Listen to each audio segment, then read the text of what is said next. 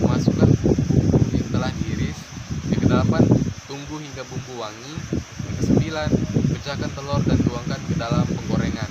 Yang ke-10, tunggu beberapa saat, aduk kasar. Yang ke-11, tuangkan nasi ke dalam penggorengan. Yang ke-12, aduk dan usahakan semua bahan tercampur merata. Yang ke-13, tambahkan garam dan penyedap rasa sesuai selera. Yang ke-14, aduk hingga kembali tercampur. Yang selanjutnya, tes rasa dan koreksi rasa. Kemudian matikan kompor dan nasi goreng siap untuk dihidangkan. Nah, itulah contoh dari algoritma deskriptif. Sangat mudah dipahami karena dia menggunakan bahasa yang sehari-hari kita gunakan. Semua langkah dilakukan secara runtut dan lengkap. Penulisan algoritma ini berubah menjadi algoritma dalam bahasa Inggris dan diterjemahkan ke dalam bahasa Indonesia yang artinya algoritma. Kemudian, bagaimana ciri-ciri algoritma? Menurut Donald Eknow ada 5 ciri-ciri dari algoritma tersebut. Yang pertama, adanya input.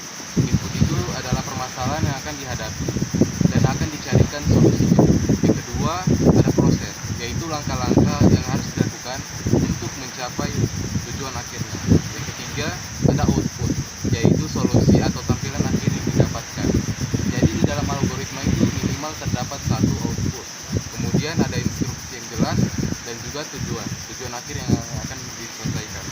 Kemudian ada juga keuntungan nih pembuatan algoritma. Yang pertama, algoritma bersifat independen dari bahasa pemrograman. Yang kedua, notasi algoritma berlaku untuk berbagai bahasa pemrograman. Yang ketiga, berbagai bahasa pemrograman yang dihasilkan, output yang dikeluarkan sama dengan algoritmanya. Biasanya algoritma itu digunakan untuk perhitungan, penalaran otomatis, dan juga pengolahan data menggunakan software. Ada beberapa tipe penyajian algoritma. Yang pertama yaitu metode pseudocode. Jadi pseudocode itu artinya tiruan atau tiruan imitasi dari kode bahasa pemrograman.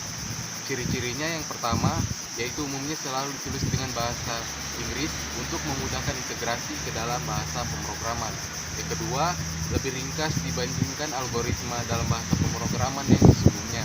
Yang ketiga, yaitu menggunakan bahasa yang mudah dipahami secara universal sehingga dapat diakses dan dimengerti oleh berbagai pihak. Kemudian, ada juga fungsi dari pseudocode ini. Yang pertama, memudahkan komunikasi antar tim.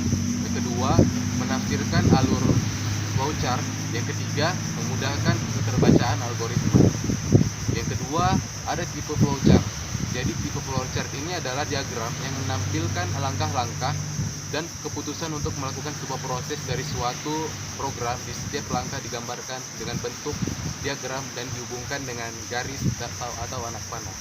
Fungsi dari flowchart ini adalah menyederhanakan rangkaian prosedur agar memudahkan pemahaman terhadap informasi tersebut.